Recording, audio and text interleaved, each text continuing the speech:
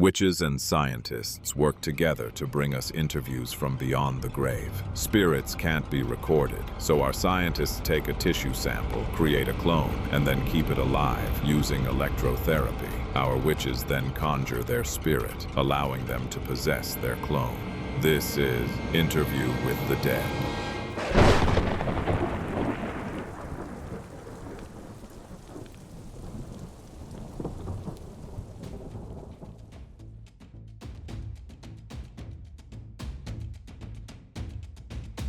Tonight we have an unprecedented exclusive interview with one of the most cherished and influential and dead figures in our world. Jesus of Nazareth, that's right, the one and only, Jesus Christ. Using epithelial cells from the Shroud of Turin, our scientists have cloned his body, and right now in this building behind me, our witches are conjuring up his spirit. I'm Peter Brown. Join me for this interview with the dead.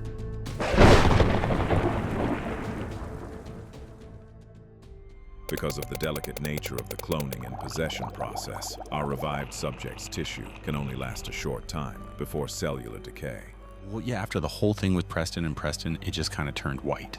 Not the eye, the hair, the eye was, well, I signed an NDA about that, so I can't really talk about the eye. We're ready. Oh, good. Let's get this show on the road. Spirit has been conjured and has successfully possessed the clone body. We just need to wake him up. Flip the switch. Makarie, anabhek ha, man antivian. Can we get that translator chip working? Where am I? What's going on? Who are you people? What language am I speaking? Jesus, relax. Everything is okay. And my name is Peter Brown, and you're here to answer a few questions for us. How do you know my name? Well, believe it or not, you're actually quite famous. What is this place? You're in a studio, it's also a studio. What is the last thing you remember? Pain. So much pain. Understandable. What's happening? You've been brought back to life in the year 2026. 2026? We think we're actually kind of going off your birthday, or maybe your death day. Anyways, it's been about 2,000 years since you died on the cross. The whole world has questions for you. I don't understand. Look, we're kind of pressed for time here, and we've got a lot to cover. Do you mind if we get started? I am so confused. It's okay, don't worry about it. But just to begin with, in your own words, can you tell us a little about yourself? About myself? Well, I was born in Bethlehem, about 6 miles south of Jerusalem. Jesus, sorry, one sec. Can we turn on the King James filter? I think it'll play better with the flyover states. Done. Please continue. I was born in Bethlehem, which lieth about 6 miles even to the south of Jerusalem. Were you born in a manger? Did 3 wise men visit you and bring you gifts when you were born? I wot not of any of those things. No gold, frankincense, or myrrh? What sayest thou? Never mind, please continue. My parents, Mary and Joseph, were righteous folk, and they brought me up in all good ways. This brings up a good question. Was Joseph actually your father? Dost thou say that my mother was a harlot? No. Did your mother ever say anything about your real father? My mother loved my father. What more is there to be said? So was your mother, had she ever lieth with anyone else before you were born? I shall smite thy teeth within thy mouth. Okay, sorry, please, go on. I was brought up in a manner most common.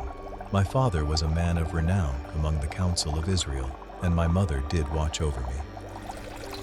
When did you become interested in carpentry? In my youth I grew fond of the carpenter's art, for my heart rejoiced to behold how things were fashioned. And what about your teenage years? Things are a bit sketchy in those years. In the days of my youth I passed as others do. I waxed proficient in my craft, and became mindful of maidens and my station among men. Girlfriends? Did you ever sit in Jerusalem's lover's lane? I held women in reverence. I would never defile them in some dark and secret place of sin. We gotta move this along. Okay, got it. When did you become interested in religion? I had beheld the ministry of John the Baptist, and his words did move my soul. And how old were you at this time? I was 30 years of age. What do you consider the beginning of your ministry? My station commenced at my baptism. Okay, moving on to the big questions. Are you the Son of God? Yea, in the days of my youth, I perceived in temple that this was the very house of my father. Miracles. Let's talk about miracles. Miracles? Let's start with your first miracle. You turned water into wine at a wedding in Cana. The host's wine was spent. Nevertheless, I knew a merchant nigh unto us, and persuaded him to bestow more upon us, even without price. So you didn't actually turn water into wine? Methinks it was but a jest at the marriage feast. They were exceedingly glad in me. Healing the sick, the blind? I did but minister unto them, that they might find better care and grace, wherefore they were healed. Right, curing the blind? I even as it were did manifest unto them, that sight is not required to behold kindness and love. Walking on water? It was a shallow pool by night, and they beheld that which they desired to behold. The loaves of bread and the fish? I had many followers. When the multitudes lacked bread, I called upon them to succor the poor, and lo, it was a marvel that all were of one accord. So to recap, you basically just crowdsourced the food stuff, improved healthcare, and made people see the brighter side of things. Is this accurate? Are those not miracles? Let's talk about the cross. I pray that I may behold such a thing nevermore. Well, you have billions of followers that wear crosses to represent their faith in you. How do you feel about that? My followers bear the very engine of my death? How loathsome is it? It is pretty weird. Didst thou say billions of souls? What measure is a billion? Is it a great multitude? You are pretty popular. So tell me about after the cross. What happened there? I was sore faint, even unto the very threshold of death, and many believed I had perished. I was softly laid down, and they had prepared a place for me to rest and to be made whole. Interesting. Was this a cave, perhaps? It was a cave. There I rested and was made whole for 3 days, and then returned unto my ministry. How did that go? I was sore, vexed, and weakened by my suffering upon the tree, and with my disciples I tarried for a space of more than a month. Would you say about 40 days? Verily, it is even so. I commanded them to continue my teachings, and then, upon the Mount of Olives, I committed my spirit into the hands of my Father. Can you elaborate on that? I leapt from the precipice into a thick cloud. You jumped? Jesus is a jumper? So you killed yourself? I yielded myself unto my Father. Holy shit. Holy shit. Some big revelations tonight. How many years have passed? About 2,000 years. And what manner of world is this in these present days? Oh, we have pretty cool phones and the internet, electric cars. I think you'd like Netflix. Netflix. Time. Moving on. Okay, I know this isn't going to make much sense, but just go along with it. We have something called a Google search, and it'll autofill questions, so here's what the world wants to know. Google? Yeah, it's what we use to ask about things. Do men offer worship unto this Google? Ooh, that's a tricky one. Let's just get on with it. Why did Jesus go to hell for 3 days? Never have I set foot in hell. Why did Jesus fast for 40 days? To prepare my spirit for mine outward ministry, to withstand the temptations of Satan, and to overcome the infirmities of the flesh. Good, good. Why did Jesus curse the fig tree? I cursed the fruitless fig tree, not through wrath, but as a sign and a prophecy. For seeing a tree clothed in leaves yet void of fruit, I used it to manifest the hypocrisy of the Spirit. Wow, straight from the horse's mouth. Okay, one more. Why did Jesus change Simon's name to Peter? Peter sounded more pleasing unto mine ears, for I found no delight in the name Simon. You just didn't like the dude's name? Bit of a diva, Jesus. But I agree, Peter is better. That pleaseth me not, it doth cause me pain. You're pretty good with pain, though, right? Mel Gibson made a whole movie about it. It was the highest grossing R-rated film of all time, until Deadpool. What manner of thing is a movie? It's a story that you watch. You've been in quite a few, hundreds actually, even more than Sherlock Holmes. Personally, I like that Italian mini-series from the 70s. I wot not what thou speakest. Never mind. Let's talk about Mary Magdalene. I think everyone wants to know. Did you guys get it on? Get it on? What signifieth that? Come on, come on. You know what I'm talking about. A gentleman doth not kiss and tell.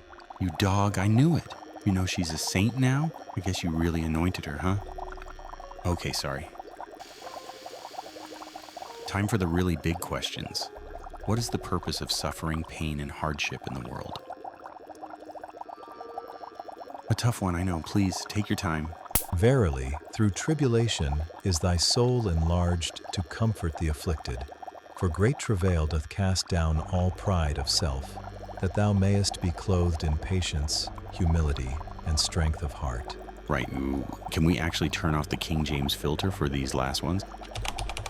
Can you say that again? Going through adversity often builds your capacity to understand and support others who are hurting. Hardships can strip away illusions of control and self-sufficiency, building patience, humility, and inner strength. Powerful stuff. Is there really a heaven? And if so, what's it like? I have no memories of heaven, but I believe my earthly spirit would not, as the soul would be transformed upon ascension. This is only my earthly spirit you have brought back. Slippery. Did they get you some media training before this? Just kidding. Is God real? And if so, does he look like Santa Claus? Who is Santa Claus? He comes on your birthday and gives us presents if you're good. Well, I don't know anything about that, but I do believe God is real. I devoted my life to his teachings, but it is a matter of faith. Not a very satisfying answer, J-Dog, but I guess it'll have to do.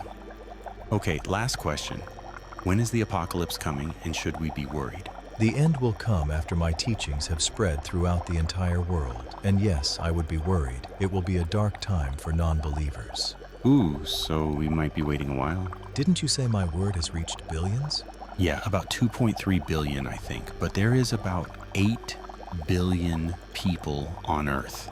Gotta get your followers up. Cristiano Ronaldo has over 1 billion followers, and he's just a soccer player. How do I spread my word to everyone else? Oh, well, you have some competition, 2 big ones at least. But hey, maybe this interview will get those numbers up.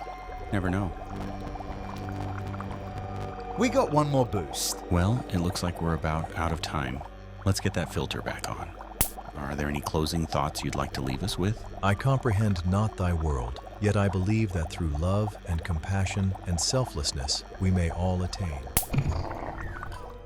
Oops, Sorry, I guess we zapped him one too many times. so close.